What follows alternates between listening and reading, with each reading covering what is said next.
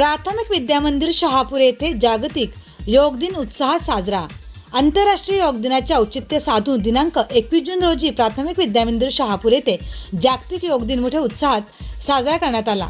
कार्यक्रमाची सुरुवात मुख्याध्यापक तथा योग शिक्षक श्री दिनेश हरड यांनी प्रार्थनेने केली।